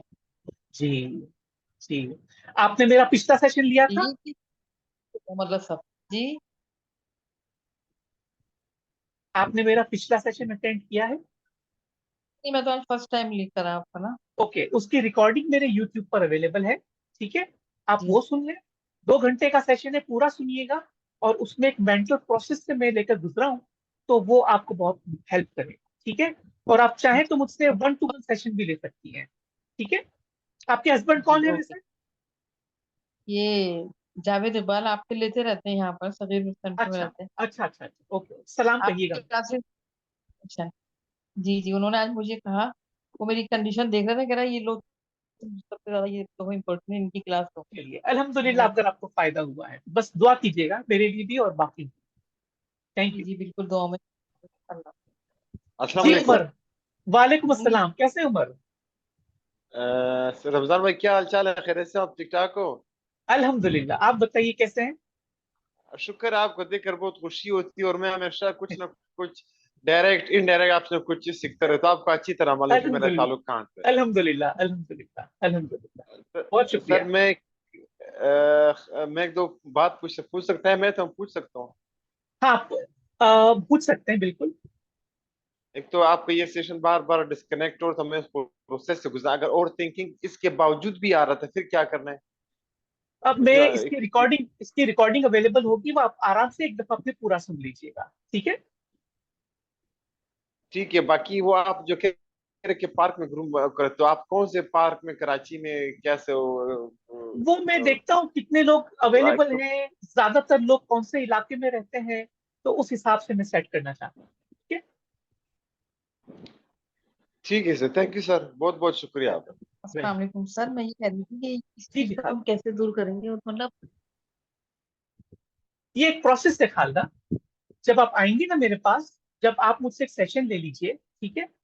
और जब आप सेशन लेंगी, तो उस तकरीबन ये 90 मिनट्स का सेशन होता है। उस सेशन के अंदर मैं आपको कुछ चीजें सिखाऊंगा भी, और कुछ चीजों को लेकर गुजरूंगा, प्रोसेस करवाऊंगा आपका एक मेंटल, जहां से ये बहुत क्विकली हील हो जाएगा, ठीक है। अच्छा जी, नेट का वो कुछ चल रहा है इशू, आपकी आवाज कट गई सारी। जी जी, तो सॉरी, मुझे आप मुझसे समझ नहीं रब्ता पाई। कीजिएगा बाद में, तो मैं आपको बाद में बता दूंगा, ठीक है। आप मुझसे रब्ता कर सकती है बाद में। ओके। चले, आई थिंक फ्रेंड्स सही, काफी देर ओके। हो गई है। तो फोन नंबर आपका तो इसी में। फोन नंबर व्हाट्सएप ग्रुप पे है, आपके हस्बैंड से ले लीजिएगा आप, ठीक है। ओके ओके, चलिए, थैंक यू। इंशाल्लाह जिंदगी रही तो आपसे दोबारा मुलाकात होगी। फ्राइडे का मेरा, सैटरडे का जो सेशन है, वो भी आप जरूर अटेंड कीजिएगा, पावर ऑफ योर ब्रीथिंग। उस पर मैं आपको बहुत ही ब्रीथिंग की बहुत ही पावरफुल टेक्निक सिखाऊंगा, और उसकी हम प्रैक्टिस भी करेंगे इंशाल्लाह। और बस दुआ करते हैं कि अल्लाह ताला हम तमाम को अ, जिस मकसद के लिए उसने भेजा है, उस मकसद को बेहतरीन तरीके से अमल करने की आला तरीन तौफीक अता फरमाए। वो तमाम तर वसाइल अता फरमाए कि जो हम इस्तेमाल करके एक सुरखरू होके इस दुनिया से गुजर सके। इंशाल्लाह जिंदगी को मुलाकात होगी। अल्लाह हाफिज। अल्लाह हाफिज सर, अल्लाह जज़ाकल्लाह हाफिज। खैर। अल्लाह अल्लाह हाफिज। हाफिज। अल्लाह हाफिज। अल्लाह